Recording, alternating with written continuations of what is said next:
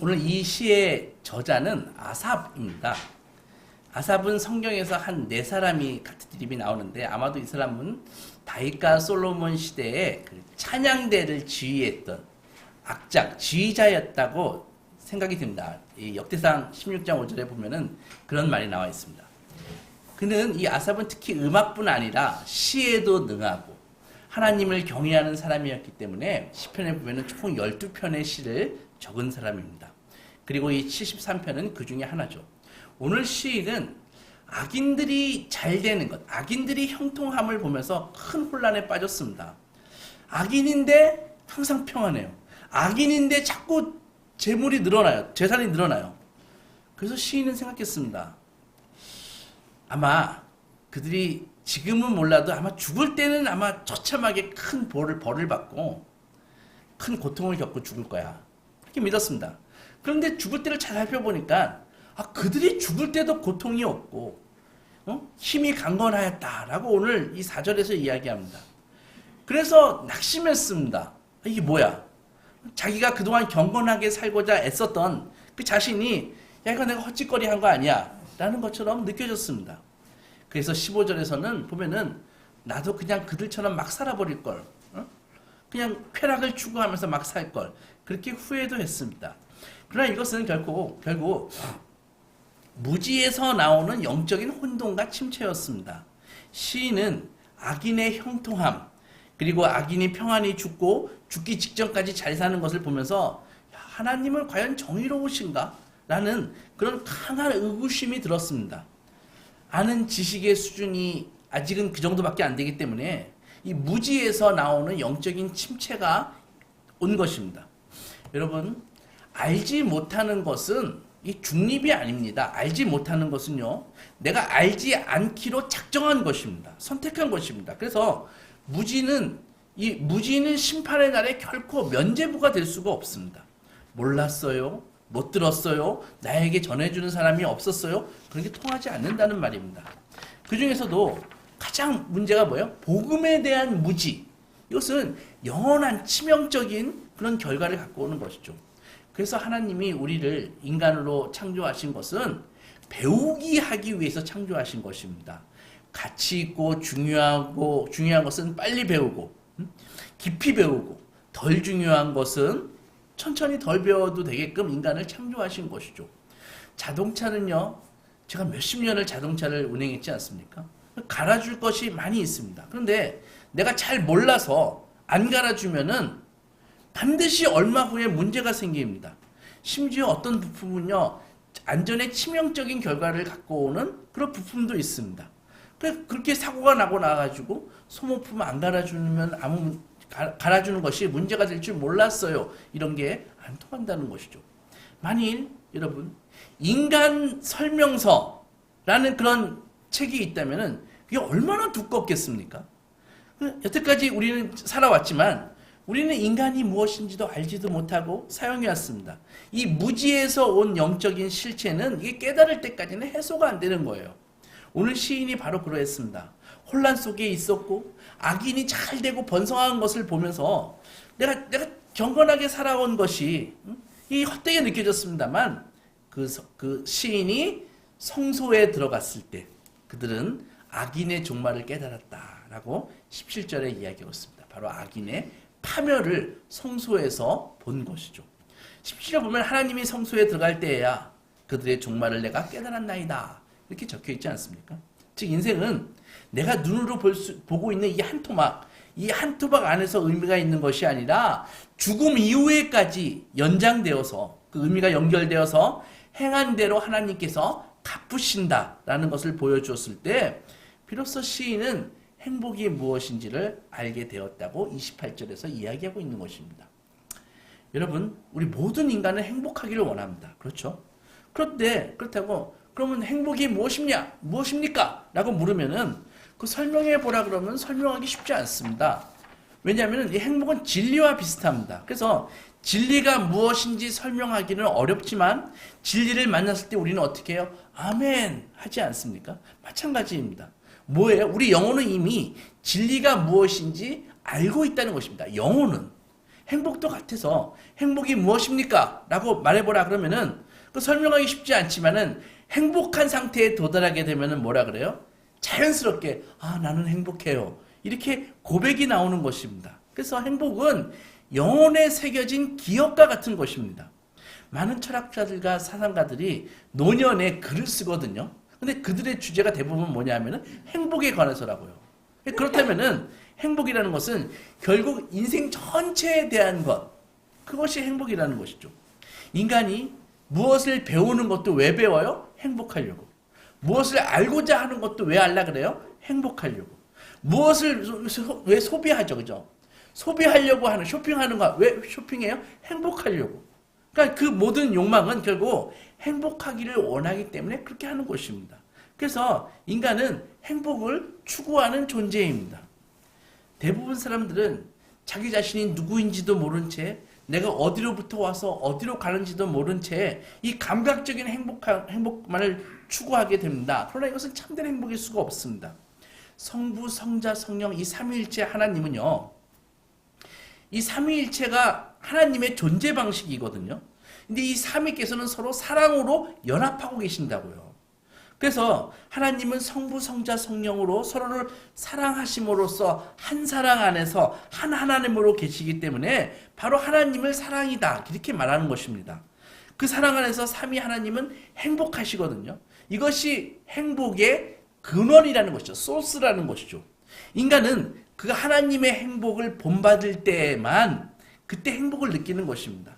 사악한 사람은 하나님의 이 행복을, 사랑을 그릇되게 본받고, 그리고 선한 사람은 하나님의 사랑을 올바르게 본받음으로써 행복에 이르는 것입니다. 사람은요, 기본적으로 무언가를 사랑하게 되어 있습니다. 그것이 무엇이든지 사람마다 사랑하지 않는 사람은 한 사람도 없습니다. 마찬가지로 행복하고자 하는 의욕은 있지만 행복이 근원이 무엇인지 모른 채 행복하기를 갈망하면은요, 그 갈망하는 것만큼 육신의 욕망으로 흐르게 되어 있다고요. 인간의 불행은 말씀드렸듯이 자기가 누구인지 모르는 것입니다. 근데 더 불행한 것은 자기가 누구인지도 모르면서 행복해지고자 열망하는 것이죠. 이렇게 되면은 인간은 참된 행복과 거짓된 행복을 혼동하게 됩니다. 그래서 영혼 깊은 곳에 남아있는 참된 행복에 있는 기억과 육체의 감각을 통해서 내가 추구하는 그 세속적인 행복 사이에서 갈 길을 잃게 되고 여기서 인간은 불행하게 된다는 것이죠. 지난주에 말씀드렸듯이 불행한 사람은 불행해지려고 하다가 불행한 것이 아닙니다. 모든 불행한 사람은 행복해지기 위해서 막 노력하다가 애쓴 결과로 불행해진 것입니다. 하나님 바깥에서 행복해지려고 했기 때문에 결국은 불행하게 된 것이죠. 이 세상에 절대적으로 모든 사람이 그거 다 악한 거야 라고 생각하는 악은 없습니다. 예를 들어 어떤 사람이 물질을 소비하고자 하는 막 욕망이 있어요. 근데 돈이 없습니다. 결국 돈이 없어서 보니까 돈이 많은 노파를 보면서 그 노파를 죽여가지고 내가 돈을 빼앗겠다 라고 결심을 한 것이죠. 그의 행동을 보고 세상의 대부분의 모든 사람은 그 행동이 그 사람을 행복하게 할 것이라고 믿는 사람은 없습니다. 더욱이 그러한 악행이 선하다고 얘기하는 사람도 없을 것이죠. 근데 그 일을 저지른 당사자는 그 일이 자기에게 선하다고 믿었고 자기를 행복하게 할 것이라고 믿었기 때문에 그 일을 사람을 죽이고 돈을 빼앗은 것이죠. 극단적인 비유였지만 참된 행복과 거짓된 행복을 혼동하면은 행복해지고자 하면 할수록 더 큰 불행에 떨어지게 된다는 것입니다. 사람이 항상 참된 행복만을 추구하면 얼마나 좋겠습니까? 그런데 인간은 바탕 자체가 선한 존재가 아닙니다. 하나님께서 선하게 창조하셨지만 아담의 범죄 이후 원죄로 인해서 이 악을 항상 지니고 사는 존재가 돼 있다고요. 그래서 가만히 방치하면은요, 사람은 속에서 계속 악을 만들어냅니다. 마치 악 생산 공장처럼. 그래서 더 불행에 빠지게 되는 것이죠. 그러면 이제 본론으로 들어가서 행복이란 무엇일까 한번 생각해 보겠습니다. 행복이란 주관적인 만족감도 아니고 그렇다고 객관적으로 어떤 목표 지점에 내가 도달하는 것도 아닌 것입니다. 설명을 하려면 이런 것이죠. 행복하기 위해서는 내가 일단 행복하기 위해서는 내가 행복을 느껴야 될 거 아닙니까? 그래야 내가 행복하다고 얘기할 수 있죠. 근데 그게 뭐예요? 내 안에 평안과 기쁨이 있어야지 행복한 것이죠. 그런데 내가 행복과 기쁨을 느끼는 것, 그리고 나에게 만족을 주는 경험, 그것이 행복이다. 이렇게 생각한다면은 어떻게 될까요? 마약을 왜 하는지 우리는 잘 모릅니다. 왜냐하면 마약을 해본 적이 없기 때문입니다. 그러나 확실한 사실은 마약을 하는 사람들에게는 마약을 하는 것이 매우 기쁘기 때문에 마약을 하는 것입니다. 그 쾌락이 너무 커가지고 자기가 여태까지 경험한 어떤 기쁨과 쾌락보다 그 마약하는 게 더 기쁘기 때문에 그들은 마약을 한다고 이야기하는 것입니다. 그러면 마약의 문제가 뭡니까? 생물학에서는 역치라는 게 있습니다. threshold.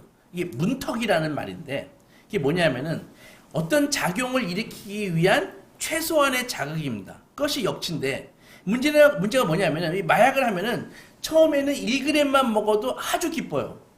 근데 그 다음 할 때는 1g 먹어가지고는 기쁘지 않아요. 2g을 먹어야 되는 거예요.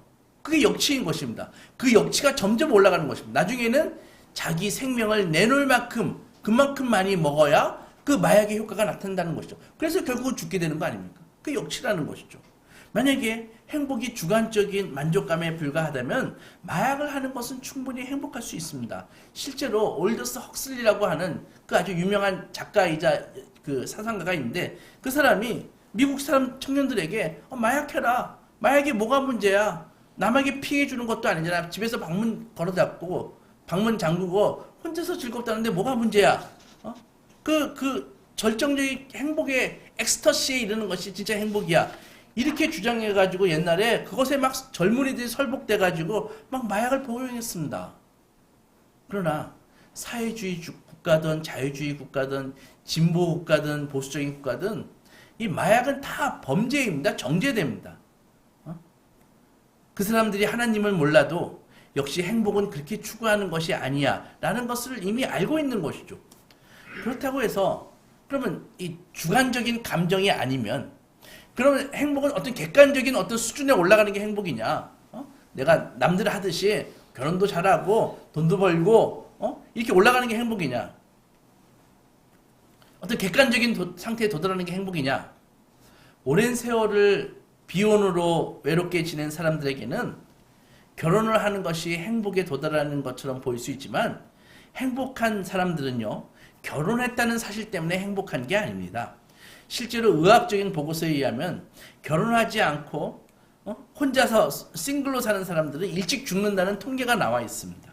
그 기간은 5년 정도 일찍 죽는데요. 그런데 결혼을 안 하면은 5년 정도 일찍 죽을지 모르지만 결혼한 사람들 중에서는 매일매일 죽고 싶은 사람들이 태반이라는 것이죠. 두 개 중에 선택하라고 하면 정말 괴로울 것 같아요. 결혼하고 일찍 죽든지 결혼 안 하고 일찍 죽든지 결혼하고 매일매일 죽고 싶든지. 근데 결국은 마찬가지예요. 돈이 없는 사람들은 돈 때문에 매우 고통받거든요. 그래서 돈을 결정적인 행복으로 생각합니다. 내가 돈만 있으면 나는 행복할 텐데. 그러나 돈이 있고 행복한 사람들은 돈 때문에 행복한 건 아니라는 것이죠. 지식이 없어서 열등한 사람들은 지식이 많은 사람을 참 부러워합니다. 내가 지식만 있으면 내가 이 무식만 탈출할 수 있으면 행복할 거야 라고 생각하지만은 실제로 지식이 뛰어난 많은 사람들의 자살률은 지식이 없는 사람들에 비해서보다 훨씬 높습니다. 결국 지식을 가지고 행복한 사람은 지식 자체 때문이 아니라 지식과 함께 있는 그 무엇, 그것 때문에 행복한 것임을 알 수 있다는 것이죠. 신학적으로 보면 인간의 행복은 선을 누리는 상태가 행복입니다. 히브리어 성경에는, 우리 구약 성경에는 해피니스라는 이 단어 자체가 없습니다. 그 단어가 보통 토부라고 되어 있는데 이것은 선함, 오름 이런 것들이 이런 의미거든요. 창세기 1장에 하나님이 천지를 창조하시고 하나님이 보시기에 매우 좋았더라 할 때 토부 그 단어를 썼다고요. 그러니까 결국 성경에서 볼 때 선과 인간의 선한 것과 인간의 행복은 떨어질래야 떨어질 수가 없다는 것이죠. 그래서 여기서 우리는 도대체 선이 무엇일까라는 그 주제는 너무나 긴 이야기가 필요하기 때문에 다음에 하기로 하고, 좀 우리가 지금 알 것은 이 확실한 것 중에 하나는 세상에 있는 모든 선한 것들은 하나님이 선하게 창조하셨기 때문에 선한 것이고, 그 선을 하나님이 유지하고 계시기 때문에 선한 것이다 라는 것만 일단 오늘 알아두면 되겠습니다. 그렇기 때문에 결국 행복은 모든 선들 중에 최고의 선이신 하나님을 누리는 것이 행복이다, 그런 말입니다. 인간의 불행을 생각해 보십시오. 행복이 무엇인지를 쉽게 이해하려면은 행복이 아닌 것, 불행을 생각해 보면 아주 빨리 이해가 됩니다. 즉 행복을 이해하기 위해서는 행복하지 않는 상태가 무엇인지 그것을 한번 살펴보자는 것이죠. 쉽게 얘기해서 인간의 행복이란 내가 원하는 것을 소유하는 것 아닙니까? 눈에 보이건 눈에 보이지 않건. 그러니까 만약에 돈이 아무리 많이 있어도 내가 건강이 안 좋아요. 그러면은 그는 행복할 수가 없습니다. 그렇죠? 내가 만약에 건강한다 할지라도 내가 너무 무식해. 그래가지고 뭐 이 사회생활이 잘 안 돼. 그래서 고통을 느끼고 그러면은 내가 더 많은 지식을 내가 막 갈망하고 있는 한 나는 행복하지 않습니다. 인간은 행복하기를 원하지만 내가 누구인지 모르고 참된 행복이 어떤 것인지도 모릅니다. 그래서 인간은 지식을 행복하게 하는 것, 자신을 행복하게 하는 것이 무엇인지도 모르고 또 그것을 소유하려고 하기 때문에 인간은 불행한 것입니다. 그런데 여러분, 우리가 원하는 것을 가졌다 할지라도 행복하지 않는 경우가 있습니다. 어떤 경우일까요? 첫째, 그것은 악한 것일 경우 그렇습니다. 내가 원하는 것을 소유하고 있는데 그게 악한 것이면 행복할 수 없습니다. 왜냐하면 참된 행복은 뭐라 그랬어요? 선을 누리는 거라 그랬잖아요. 근데 선을 누리는 것인데 악한 것을 갖고 있다? 그러면 행복할 수가 없죠. 악한 것은 선이 결핍된 것이기 때문에 그것을 가지고 있을 때 행복하지 않다는 것입니다. 따라서 우리가 누리는 일시적인 행복감은 참된 행복이 아닙니다. 잠시 행복하고 기쁜 것만큼 결국은 불행이 뒤따르게 마련인 것이죠. 악한 것을 내가 소유했을 경우에.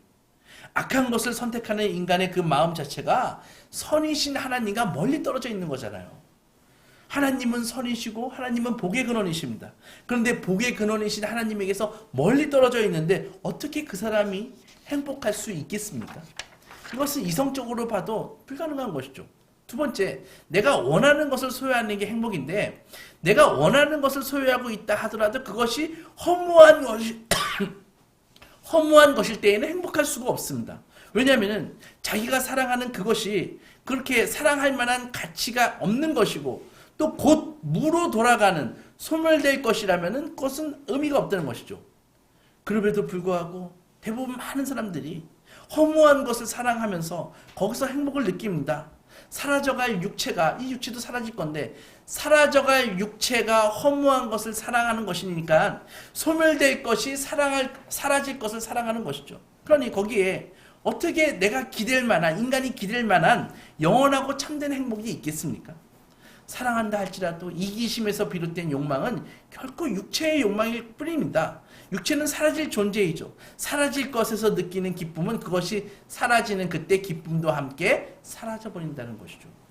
그래서 사도 요한이 뭐라고 했어요? 세상이나 세상에 있는 것들을 사랑하지 말라라고 말씀하셨잖아요. 그것이 무엇이든 사라질 때 기쁨도 같이 없어진다. 이 말씀은 하나님을 위해서 그렇게 말한 것이 아니라 우리를 위해서 하신 말씀이라고요. 뭡니까? 만약에 내가 그런 것들을 사랑한다면은 아버지의 사랑이 우리 안에 없다라고 이야기하거든요.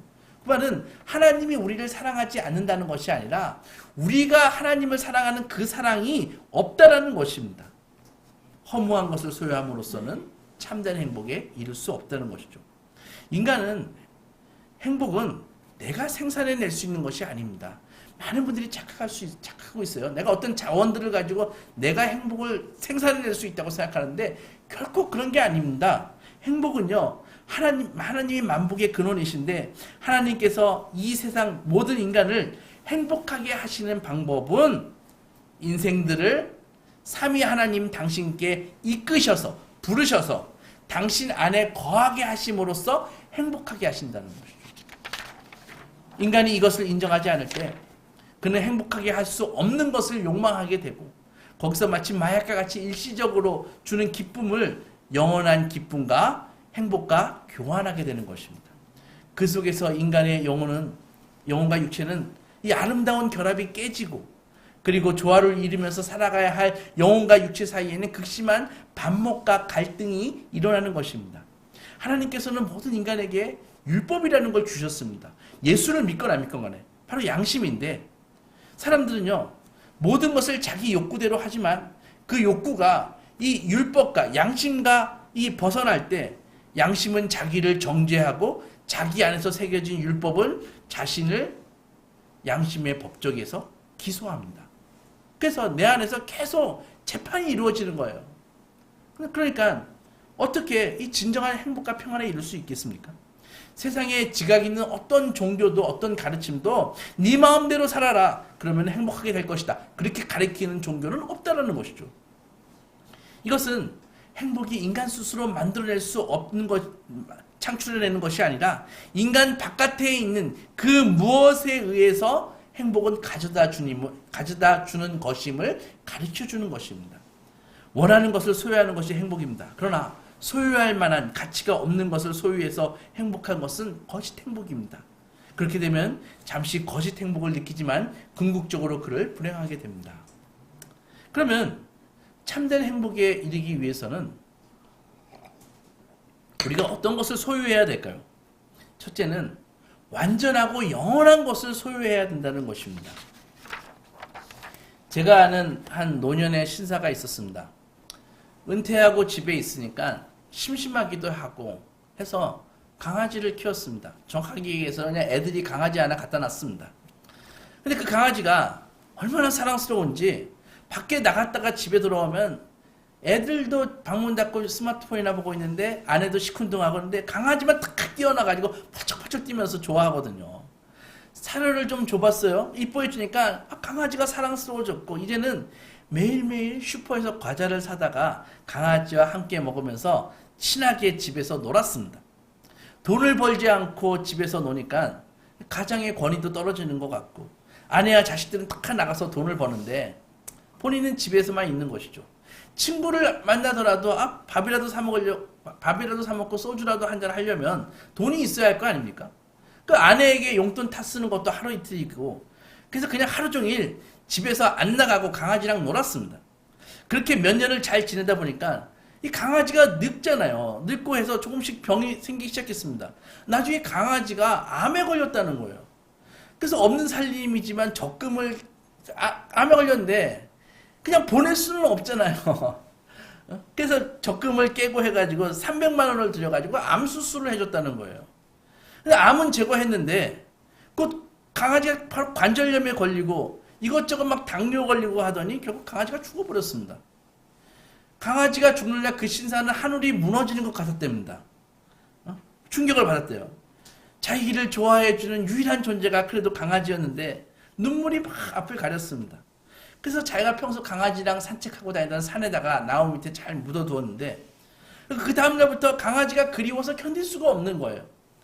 그래서 하루에 한 번 평소 강아지가 잘 먹던 새우깡을 하고 소주 한 병을 사가지고 매일 산에 올라가서 강아지 무덤에서 강아지를 생각하면서 울다가 온다고 합니다. 강아지 3년상을 치르는 것이죠. 인간의 불행이 뭐예요?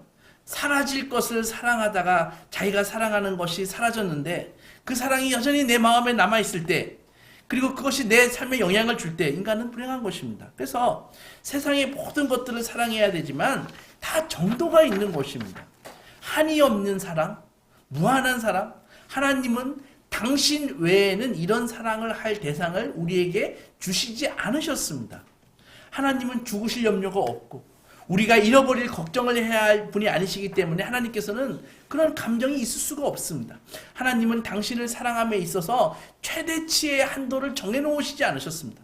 그분은 무한하고 그분의 가치는 무한하고 그분의 존재는 영원하기 때문에 아무리 완전한 사랑을 아무리 무한하게 하나님께 드려도 그 사랑이 우리를 불행하게 만들지 않습니다. 잊지 마십시오. 세상에 있는 모든 것들은요, 지나치게 사랑하면 다 부작용이 있습니다. 심지어 자기 와이프나 남편마저도 말이에요. 자식마저도 말이에요. 돈을 높게 사랑하면요, 다 부작용이 있습니다. 그런데 유일하게 하나님만은 아무리 섬겨도 부작용이 없습니다. 하나님 단 한 분에게만 그런 사랑이 가능한 것입니다. 그러니 사람을 잃거나 어떤 소유를 잃어버렸다 할지라도 그렇게 무한하고 영원하고 완전한 하나님을 가장 사랑한다면은, 그렇다면은 하나님의 사랑이 내 안에 있다면은 다른 거 잃어버려, 다른 거 상실해서 극복하지 못할 슬픔은 없다는 것이죠. 분명한 사실 하나는, 아무튼 소유함으로써 우리를 행복하게 하기 위해서는 그 소유의 대상이 변질돼서는 안 되는 것입니다. 내가 사랑하는 대상이 변질돼서는 안 되고 소멸돼서는 안 되는 것입니다. 결함이 없기 위해서는 완전해야 되고 일시적이지 말아야 됩니다. 만약에 그것이 일시적이라면 그거 소유하고 있어도 그것은 영원할 수가 없습니다. 지금은 부동산 경기가 많이 식어 있지만 예전에 많은 사람들이 부동산을 통해서 상상할 수 없는 많은 돈을 벌었습니다. 그리고 그것은 사회적인 불평등을 초래했습니다. 부동산 투자를 잘한 사람과 그냥 일만 열심히 한 사람 간의 그 격차가 자꾸 벌어졌다는 것이죠. 경기가 지금도 불안정할 때마다, 경기가 침체될 때마다 정부는 뭐예요? 부동산 카드를 딱 손에 쥐면서 그런 걸 막 꺼낸다고요. 그리고 그런 정보를 미리 입수해가지고 파악해서 대박을 노리는 사람들도 지금도 많이 있습니다. 예전에 안양 평촌 신도시를 건설하던 때인데, 그때 거기 안양 구시 가지 말고 지금 평촌 신도시, 거기 구시까지 다 농가 밭이었는데 밭에다 거름 주면서 채소를 길러 먹던 그런 사람들에게 어느 날 뜻하지 않는 소식이, 뉴스가 들렸습니다. 그게 뭐냐면 안양 이 평촌 지역이 어마어마한 대규모 주택단지로 개발된다는 소식이었습니다. 넓은 배추밭에 거름이나 주던 사람들이 갑자기 막 몇십억, 몇백억씩 그런 보상금을 받은 것입니다. 하루아침에 농사 짓던 시골 아주머니들이 몸빼를 다 벗어버리고 이제는 피부 관리를 받고 마사지하고 다니고, 기사 딸린 승용차를 타고 다니고, 애들은 외제차를 타고 다니면서 놀러 다니고, 남자는 할 일이 없어서 돈이 많으니까 이리저리 다니다가 변신에 변신을 꾀하다가 국회의원에 출마하는 사람도 있었습니다. 그때 일어났던 한 토막의 이야기인데, 어느 집에 대대로 농사를 지어오던 농부의 집안에 어느 날 정부에서 통보가 온 거예요. 넓은 농가 밭이 수용되어서 당시에 150억 가까운 돈을 보상으로 받게 되었습니다. 평생 농사만 지어온 아버지는 내 운명은 농사 짓는 거야. 내 조상대대로 물려준 땅에서 농사를 짓는 것인 줄 알았기 때문에 운명이, 당연히 그 보상금 받으면은 좀 더 시골에 가가지고 밭 사가지고 나 그냥 농사 짓고 살래. 그렇게 했다고요. 그런데 애들이 한 3명인가 4명인가 있었는데 이 자식들의 생각이 완전히 달랐습니다. 즉각적으로 그 보상금을 수령해가지고 아버지 나눠주세요. 그렇게 막 요구하는 거예요. 아버지는 절대 안 돼. 그게 네 돈들이야? 니네 돈이야? 근데 애들이, 이놈들이 나쁜 놈들인 게 어머니를 막 부추기는 것이죠. 그래가지고 어머니는 이 네 명을 공평하게 편들지를 않고 자기가 가장 사랑하는 큰아들에게 아주 많이 줘버렸습니다. 유산분배가 불공정하게 되니까 바로 소송전으로 들어가서, 예전부터 그렇게 친한 사이도 아니었지만은 이 형제 자매들이 이제 며느리하고 사이까지 가세해가지고 아주 거친 소송전에 들어갔습니다. 이전 투구 양상을 벌이는 것이죠. 그것을 보면서 너무너무 괴로워했던 아버지는 술로 세월을 보내다가 병져 눕게 되었고, 병든 남편이 회복의 가능성이 없어 보이자 결국 아내도 목숨을 끊고 말았습니다. 부모가 죽고 나서 150억이 되는 돈을 찢어가지고 형제들이 나누어 가졌는데, 돈을 가장 많이 받은 그 큰아들이 제일 먼저 한 것은 이혼하는 것이었습니다. 이제는 늙은 아내 싫다는 것이죠. 이렇게 해서 결국은 산산이 가정이 불행해지고 그리고 고통으로 휘말리게 되었습니다. 무엇 때문입니까? 잠시 있다 사라질 것들, 그것들을 갖는 것이 행복이라고 여겼기 때문에 결국 이런 불행에 빠진 것입니다. 미국의 복권 역사도 봐도 마찬가지예요. 우리뿐 하나뿐만이 아닙니다. 미국 복권 규모는 아주 크거든요. 수천억을 받습니다. 그런데 그 당첨금을 받을 많은 사람들이 언론기관에서 다 추적해보면은 결과가 뭐냐면 다 불행해졌습니다. 우리나라에서도 여러 해 전에 TV에서 로또 1등 받은 사람들 추적했는데 대부분의 사람들이 다 불행해졌습니다. 단 한 사람 예외가 있었는데, 로또 2등 받아가지고 3,500만 원 받은 남자가 있었는데, 그 사람이 딱 당첨되자마자 아내한테 숨겼다 그래요. 말 안 하고 아내에게 물었다는 겁니다. 여보, 만약에 복권 같은 거 당첨돼서 몇 천만 원 받으면 당신 뭐 하고 싶어? 하니까 아내가 그래, 우리 집 좀 너무 작은데 좀 넓히고 싶어. 그리고 가구 좀 바꾸고, 그리고 일부는 우리 엄마 가난하게 사는데 좀 드리고 싶어. 이렇게 소박하게 얘기했다고요. 남편이 또 물었습니다. 여보, 지금 그렇게 못해가지고 자기 불행해? 하니까 부인이 그렇지는 않지. 그래, 여보, 그럼 내가 솔직히 얘기할게. 내가 로또 2등 당첨됐어요. 3,500만 원. 우리 이거 가지고 우리 불우이웃 돕자. 그래서 그 집은 오히려 그 사건이 있고 나서 부부가 더 새로운 가치관을 갖게 되고 서로를 더 잘 이해하게 되었다고 합니다. 실화입니다. 한번 생각해 보십시오. 인간이 가장 바라는 그것이 정말 궁극적으로 가치 있는 것입니까? 모든 사람이 다 좋아하는 그것이 뭔지 아시겠죠? 정말 그게 궁극적으로 가치 있습니까? 만약에 그렇다면 인간은 가장 영원하고 완전하고 무한한 것을 열망해야 되지 않겠습니까? 그러나 사람들이 원하는 것은 대부분 다 사라질 것들이에요. 그렇기 때문에 그것들은 행복의 조건이 될 수 없다라는 것이죠. 완전하고 영원하고 무한한 것을 소유할 때만 인간은 행복에 이를 수 있는 것입니다. 그것은 사라져서도 안 되고 잃어버릴지 모른다는 두려움을 주지 않는 것이어야 됩니다. 한번 생각해 보십시오. 그런 것이 어디 있습니까? 지금 눈에 보이는 그 모든 것들은 다 한때는 없던 것입니다. 그렇기 때문에 결국은 다 없어진다고요. 내가 가지고 있는 것들은 내가 가지고 있지 못할 때가 있었잖아요. 그러므로 결국은 시간 지나면 다 그것이 잃어버리는 때가 온다고요. 그렇게 자랑하는 부유함, 그렇게 자랑하던 젊음, 아름다움, 건강 모두 욕망은 남아있지만 실제로 그것들은 손에서 기름이 빠져나가듯이 다 사라지는 것입니다. 원한다고 그것을 갖고 지켜낼 수가 없습니다. 그런데 사라지지 않고 상실할 두려움이 없는 존재는 오직 하나님밖에 없다는 것이죠. 행복은 소유하는 데 있지만 결국은 하나님 외에 다른 어떤 것을 소유해서는 인간을 진정한 행복에 이룰 수 없습니다.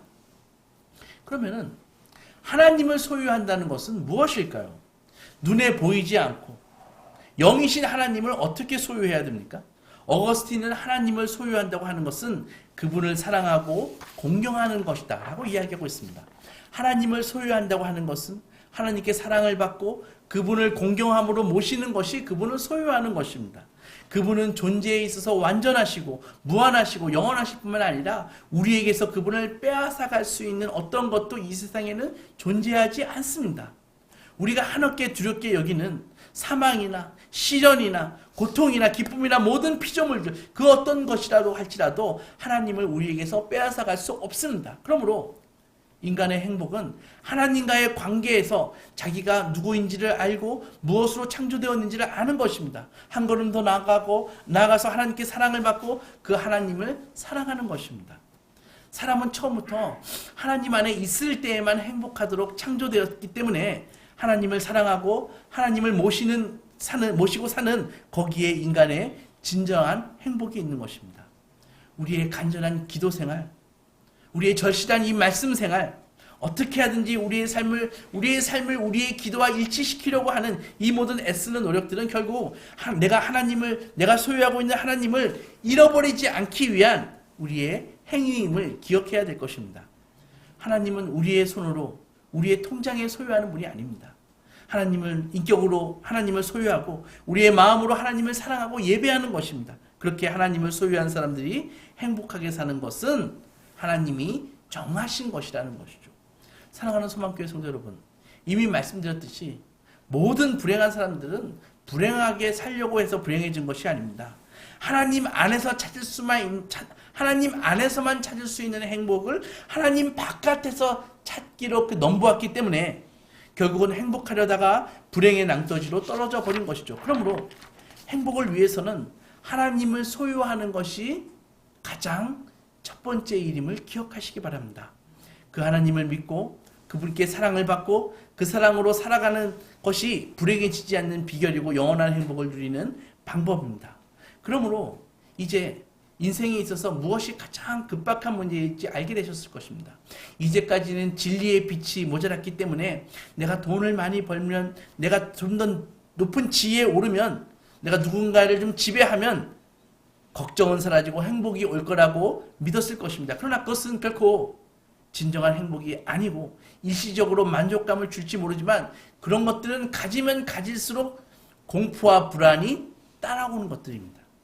여러분, 높아진 사람 외에는 떨어질까봐 무서워할 사람이 없습니다. 그렇죠? 내가 많이 가져본 적이 없는 사람은 잃어버릴까봐 두려워하지 않습니다. 유명해져 보지 않는 사람들은 사람들에게 잊혀질까봐 두려워하지 않습니다. 그러나 유명한 사람들은요, 잊혀질까봐 두려운 것이죠. 가장 중요한 문제는 지금 내가 무엇 때문에 불행한 것인지 알아야 되는 것입니다. 하나님을 알지 않고는 하나님을 사랑할 수 없습니다. 하나님을 사랑함으로써 소유하지 않고서는 행복할 수 없습니다. 하나님 때문에 행복하지 않다면 나를 행복하게 만드는 다른 것을 붙잡고 있을 가능성이 많이 있습니다. 그러나 그것은 우리를 진정으로 행복하게 하지 못한다는 것이죠. 오늘 시인은 악인의 이 형통함을 보면서 엄청난 갈등과 고민을 했습니다. 그것이 얼마나 힘들었는지 심한 고통으로 다가왔습니다. 결국 이 모든 고뇌의 과정을 통해서 시인은 하나님의 성소에 들어갔고 거기에서 지성의 벼락을 맞는 경험을 하게 됩니다. 그것이 바로 눈에 보이는 사물의 모든 질서 너머에는 보이지 않는 하나님이 계시다는 것입니다. 결국은 악한 자는 마지막 때에 응당한 대가를 받게 되고 선한 사람은 그 선에 대해서 보응을 받게 되는 것이니 하나님은 의롭지 못한 분이실 수 없다는 것입니다. 다만 그것은 이 지상의 세계에서만 국한돼서는 안 되고 잠시 살다가 사라지는 인생에만 한정해서도 안 되고 심지어는 내가 느끼는 그 기쁨과 슬픔, 감정의 한 조각에 그것을 맡겨서도 안 되는 것입니다. 그래서 오늘 시인은 성소에 들어가 지성의 벼락을 맞고 장엄한 결론에 도달하게 되었습니다. 그것이 26절입니다. 하나님께 가까이함이 내게 복이라. 주 여호와를 나의 피난처로 삼아 그의 모든 행적을 전파하리이다.